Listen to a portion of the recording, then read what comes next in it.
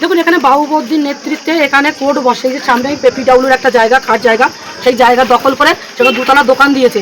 ওপরের তলায় কার মুন্ডু কেটে ফুটবল খেলবে, কার স্ত্রীকে কখন তুলে আনবে।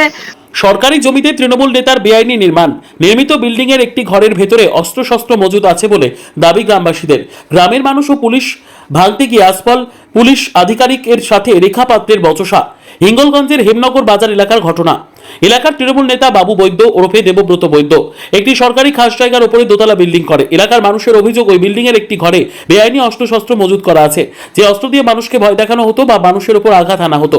বিজেপি ক্ষমতায় আসার পর এই বাবু বৈদ্য এলাকা ছাড়া তার সেই অবৈধ নির্মিত বিল্ডিংটি তালা বন্ধ করে আছে। এলাকার মানুষের অভিযোগের ভিত্তিতে সেই বিল্ডিং এর নিচের তলার ঘরের শাটার ভাঙতে যায় এলাকার মানুষ এবং হেমনগর থানার পুলিশ, কিন্তু সেই সময় কোনো মতেই তালা ভাঙতে পারেনি পুলিশ এবং এলাকার মানুষ। এরপর ঘটনাস্থলে উপস্থিত হয় হিঙ্গলগঞ্জের বিধায়ক রেখা পাত্র এবং হাসনাবাদের এসডিপিও।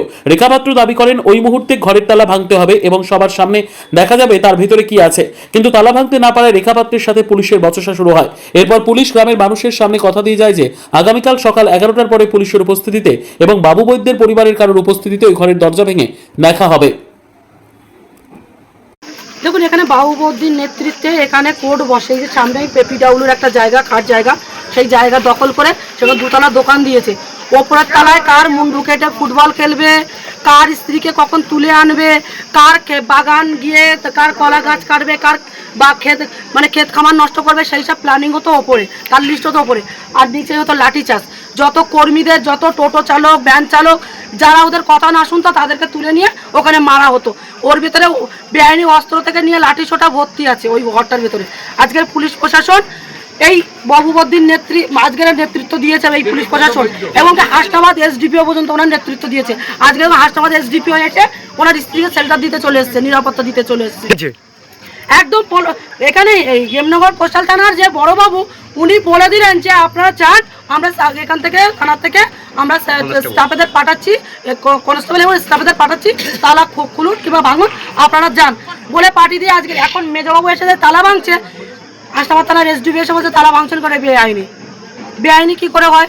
যেখানে বড়বাবু যেখানে রায় দিয়ে দিলেন, বড়বাবু যেখানে ভাঙার নিদান দিলেন, সেখানে কি করে বেআইনি হয়?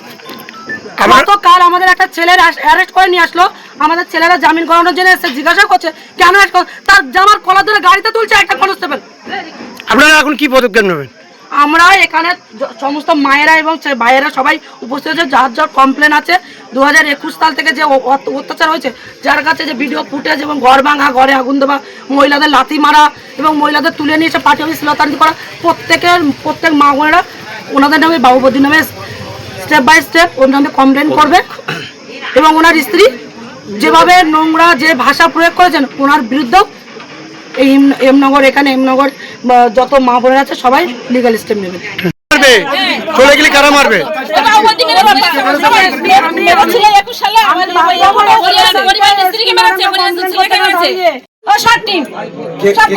আপনাদের হুমকি দিত ওই বাবুবর্দি টিভি সব বাবুবর্দি তো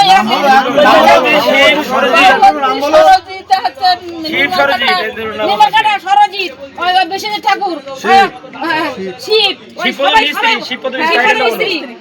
কিন্তু অবৈধ জিনিসপত্র থাকুক না থাকুক সেটা পরে বিষয়, কিন্তু আপনি করে বাড়িতে থাকতে পারেন না।